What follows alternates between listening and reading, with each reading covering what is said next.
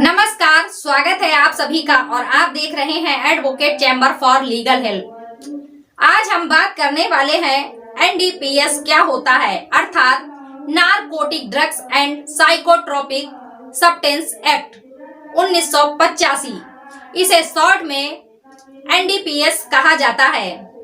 नशीले पदार्थों के सेवन करने, इन्हें बनाने, खरीदने, बेचने के खिलाफ देश में जो कानून लागू है उसके तहत दो तरह के नशीले पदार्थ आते हैं। नंबर 1 नारकोटिक और नंबर 2 साइकोट्रोपिक।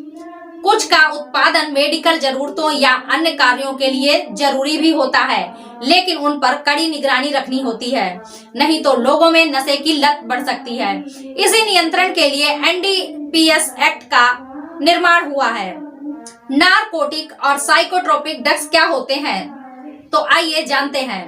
एनडीपीएस एक्ट के तहत केंद्र सरकार प्रतिबंधित दवाओं को एक लिस्ट जारी करती है, जो समय समय पर राज्य सरकारों की सलाह पर अपडेट भी होती है। नारकोटिक ड्रग्स से मतलब है नींद लाने वाले ड्रग्स जो नेचुरल होते हैं या प्राकृतिक चीजों से बनते हैं, जैसे चरस, गांजा, अफीम, हेरोइन, कोकेन, मॉर्फिन वगैरह इत्यादि इसके अंतर्गत आते हैं। साइकोट्रोपिक यानी दिमाग पर असर डालने वाली ड्रग्स जो केमिकल बेस्ड होती हैं या फिर जिन्हें 2 या 3 तरह के केमिकल मिलाकर बनाया जाता है, जैसे एलएसडी, एमएमडीए, अल्प्राजोलम वगैरह। इसमें से कुछ दवाएं जीवन रक्षक भी हैं, लेकिन बिना मेडिकल सलाह के ज्यादा मात्रा में लेने पर नशा का खतरा बढ़ जाता है। एनसीबी की छापेमारी में अब हम जानते हैं कानून किस पर लागू होता है। नशीले पदार्थों को बेचने, बनाने और सेवन को लेकर संसद ने साल 1985 में narcotic drugs psychotropic substance act 1985 पारित किया था, जिसमें अब तक 3 बार 1988, 2001 और 2014 में संशोधन भी हो चुका है।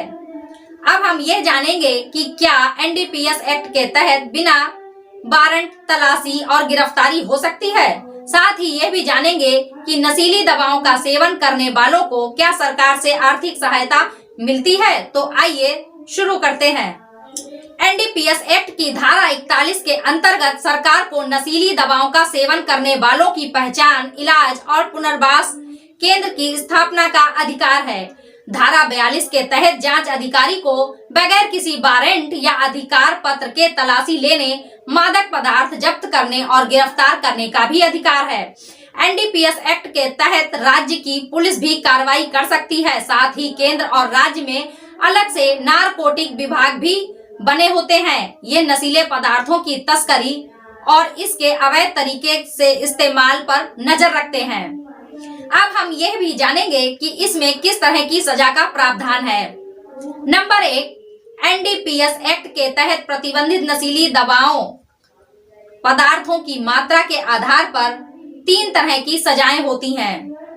अगर नशीली ड्रग्स का सेवन कम मात्रा में किया गया है तो 1 साल की कैद या 10,000 रुपए तक का जुर्माना या फिर दोनों हो सकते हैं, और इसमें आसानी से बेल भी मिल जाती है, लेकिन बार बार पकड़े जाने पर बेल मिलना मुश्किल हो जाता है। कॉमर्शियल क्वांटिटी यानी खरीद बिक्री के उद्देश्य से नशीले पदार्थ रखने पर एनडीपीएस एक्ट के तहत 10 साल से 20 साल तक की सजा और 1 से 2 लाख रुपए तक का जुर्माना हो सकता है। ऐसे मामलों में जमानत नहीं मिलती है या फिर इसके लिए कोई विशेष आधार हो। अगर कम मात्रा और कमर्शियल क्वांटिटी के बीच की मात्रा में किसी के पास ड्रग्स मिलने पर तो उस पर 10 साल तक की सजा या 1 लाख रुपए तक का जुर्माना या दोनों हो सकते हैं। ऐसे मामलों में जमानत मिलना ले गए नशीले पदार्थ और पुलिस की धाराओं पर निर्भर करता है। अब हम जानेंगे किस ड्रग्स की कितनी मात्रा कॉमर्शियल के अंतर्गत आती है। नशीले पदार्थों की कम मात्रा या कॉमर्शियल मात्रा अलग अलग हो सकती है। नशे के टाइप के हिसाब से मात्रा तय की जाती है, जैसे 1 किलो गांजा और 2 ग्राम कोकीन दोनों अल्प मात्रा वाले अपराध में आते हैं। इसी प्रकार सभी प्रकार के मादक पदार्थों की जिनकी जब्ती हुई है उनकी मात्रा के आधार पर ही उसमें सजा और जुर्माने का प्रावधान है।